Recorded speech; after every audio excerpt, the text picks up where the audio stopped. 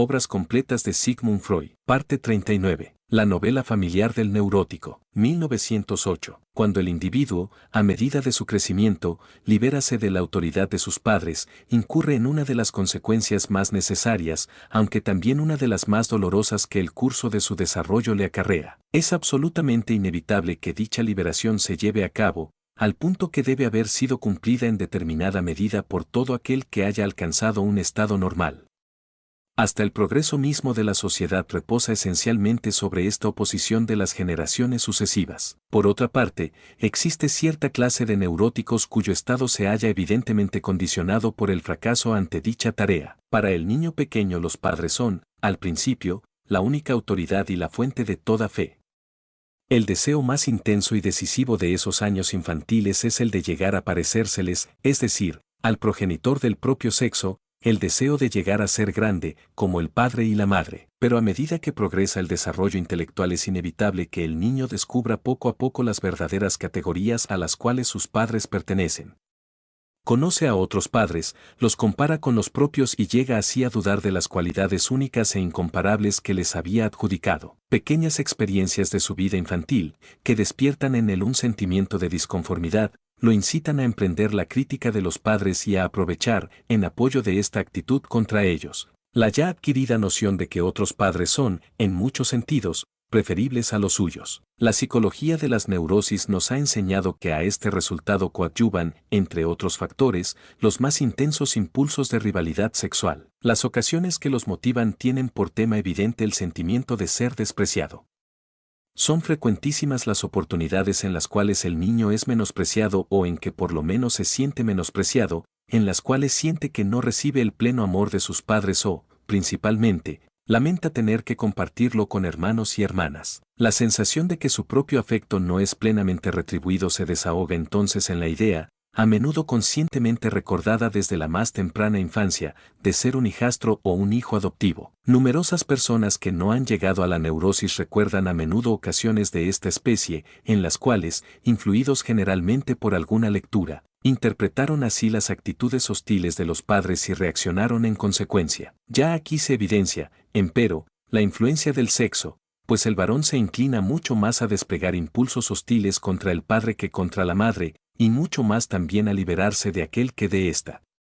A este respecto, la actividad imaginativa de la niña tiende a ser mucho más atenuada. Estos impulsos psíquicos de la infancia, conscientemente recordados, nos ofrecen el factor que ha de permitirnos comprender el mito. Este incipiente extrañamiento de los padres, que puede designarse como novela familiar de los neuróticos, continúa con una nueva fase evolutiva que raramente subsiste en el recuerdo consciente, pero que casi siempre puede ser revelada por el psicoanálisis. En efecto, tanto la esencia misma de la neurosis como la de todo talento superior tienen por rasgo característico una actividad imaginativa de particular intensidad que, manifestada primero en los juegos infantiles, domina más tarde, hacia la época prepuberal, todo el tema de las relaciones familiares. Un ejemplo característico de este tipo particular de fantasías lo hallamos en el conocido ensueño diurno, que persiste mucho más allá de la pubertad. Examinando detenidamente estos sueños diurnos, compruébase que sirven a la realización de deseos y a la rectificación de las experiencias cotidianas,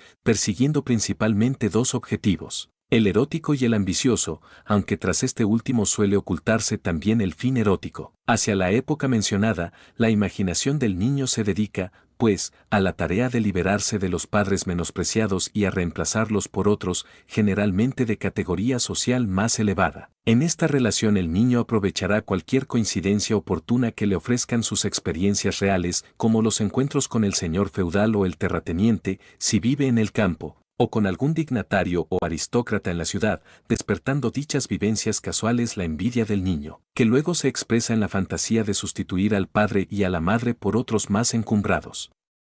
La técnica aplicada para realizar tales fantasías, que en ese periodo son, por supuesto, conscientes, depende de la habilidad y del material que el niño encuentre a su disposición. También es importante considerar si las fantasías son elaboradas con mayor o menor afán de verosimilitud. Esta fase se alcanza en una época en la cual el niño ignora todavía las condiciones sexuales de la procreación. Poco después, cuando el niño llega a conocer las múltiples vinculaciones sexuales entre el padre y la madre, cuando comprende que pater semper incertus est, mientras que la madre es certissima, la novela familiar experimenta una restricción peculiar, se limita en adelante a exaltar al padre, pero ya no duda del origen materno, aceptándolo como algo inalterable.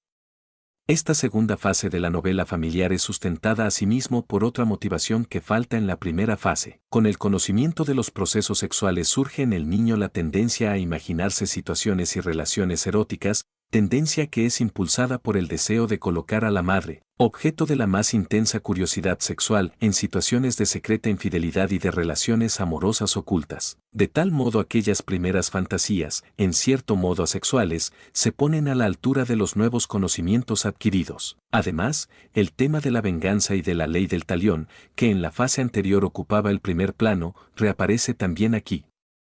Por regla general, estos niños neuróticos son precisamente aquellos que fueron castigados por sus padres para corregir sus hábitos sexuales y que ahora se vengan de ellos mediante tales fantasías. Los hermanos menores son los que más particularmente tienden a utilizar estas creaciones imaginativas para privar a los hermanos mayores de sus prerrogativas y a menudo no vacilan en adjudicar a la madre tantas relaciones amorosas ficticias como competidores fraternos se encuentran. Puede darse entonces una interesante versión de esta novela familiar, en la cual su protagonista y autor vuelve a reclamar la legitimidad para sí mismo, mientras que elimina a los hermanos y hermanas, proclamándolos ilegítimos. Otros intereses particulares pueden orientar asimismo la novela familiar, cuyas múltiples facetas y cuya vasta aplicabilidad la tornan accesible a toda clase de tendencias.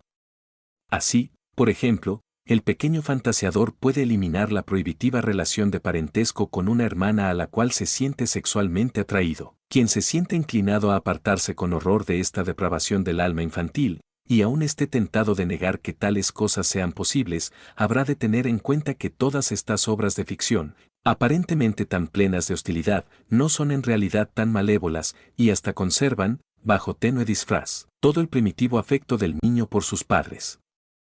La infidelidad y la ingratitud son sólo aparentes, pues si se examina en detalle la más común de estas fantasías novelescas, es decir, la sustitución de ambos padres, o sólo del padre, por personajes más encumbrados, se advertirá que todos estos nuevos padres aristocráticos están provistos de atributos derivados exclusivamente de recuerdos reales de los verdaderos y humildes padres, de modo que en realidad el niño no elimina al padre, sino que lo exalta. Más aún, todo ese esfuerzo por reemplazar al padre real con uno superior es solo la expresión de la añoranza que el niño siente por aquel feliz tiempo pasado, cuando su padre le parecía el más noble y fuerte de los hombres, y su madre, la más amorosa y bella mujer. Del padre que ahora conoce se aparta hacia aquel en quien creyó durante los primeros años de la infancia. Su fantasía no es, en el fondo, sino la expresión de su pesar por haber perdido esos días tan felices. Así, en estas fantasías vuelve a recuperar su plena vigencia la sobrevaloración que caracteriza los primeros años de la infancia. El estudio de los sueños ofrece una interesante contribución a dicho tema, pues su interpretación enseña que, incluso en años avanzados, cuando en un sueño aparecen las figuras encumbradas del emperador y de la emperatriz, ellas representan siempre al padre y a la madre del soñante, de donde la sobrevaloración infantil de los padres subsiste asimismo en los sueños de los adultos normales.